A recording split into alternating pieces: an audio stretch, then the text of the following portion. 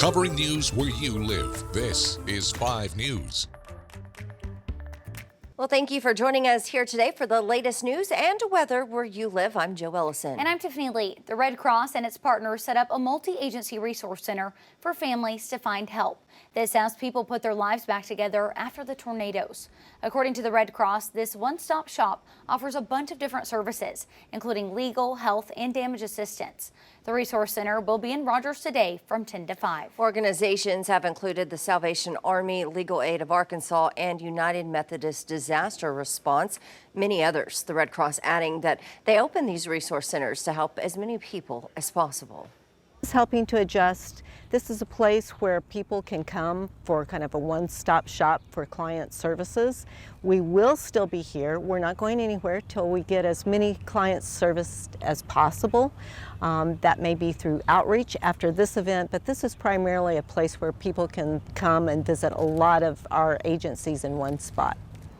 The Red Cross says that they want to remind individuals and families applying for assistance to bring identification and verification of address to be eligible. And the University of Arkansas police are trying to find those responsible for racially targeted vandalism on campus. A staff member found 2 faculty doors in the College of Arts and Sciences Fulbright Dean's office vandalized.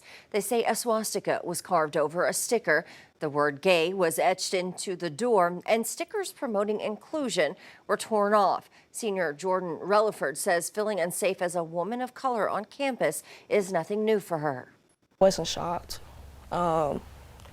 Extremely disappointed because, again, when you choose a college, you want it to be your safe haven because this is a school that you look up forward to and you look to be a part of this organization, but at the same time, you know, living in Arkansas, living in the South, especially as a black student, I'm not surprised at all. University police are still investigating this crime and, of course, will continue to follow any updates for you. A lawsuit has been filed challenging an Arkansas school voucher program as unconstitutional. The voucher program was part of the education overhaul bill that was signed by the governor last year. 4 residents who filed the lawsuit say the measure violates the state constitution by diverting public money intended for schools. Up to 14,000 students are expected to take part in the voucher program this coming year. And we'll get to more news in just a minute. Yeah, but first, let's get a check-in with Zach. Zach, you're tracking some of those hotter temperatures heading in. Yeah, changes on the way. Ladies, we've got this ridge of high pressure building in, a classic setup for us that we'll talk about time and time again as we go through the summer months. This often happens to us. And when it does happen, we get these hotter waves and drier stretches to build in. That's what's going to happen as we go through the rest of the work week and into the weekend. We're going to get this ridge of high pressure to build in. Temperatures are going to climb starting today through the rest of the weekend.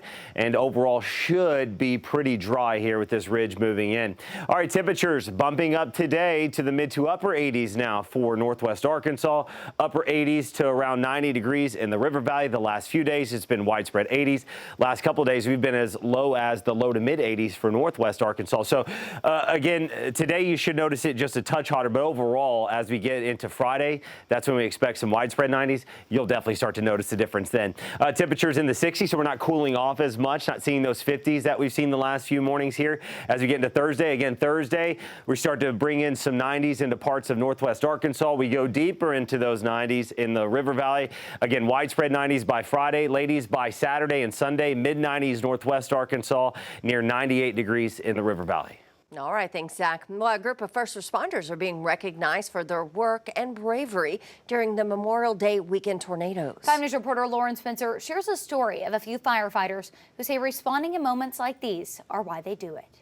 You see the relief in their face that we finally made it to them. Everybody was just helping everybody. While you could say Decatur saw the brunt of the Benton County storms, that didn't matter to Gravette first responders. Through all of the obstacles, they didn't let that stop them. We introduced you to Jesse and Renee Pointer, who survived the tornado in Decatur after their mobile home flipped. Captain Travis Harp was one of the first to get to them. We deemed them that night the most critically injured people that we found. He helped get the couple on stretchers. Field acquired a tractor to load them on, and we used ratchet straps and put them on the tractor to get them out of there. A lot of the people that were here that night weren't paid to be there. It's people like Dakota who took shelter in his laundry room. I had my radio on and I listened to all the calls going out, and I knew it was time to head to the station and get ready to go. Or Grant and his wife Riley, also a firefighter, watching the radar. We knew it was going to be big, so we went ahead and headed to the fire department. They risked their lives rescuing and treating 18 patients. They also helped respond to more than 1,200 calls. We had to hike many miles to get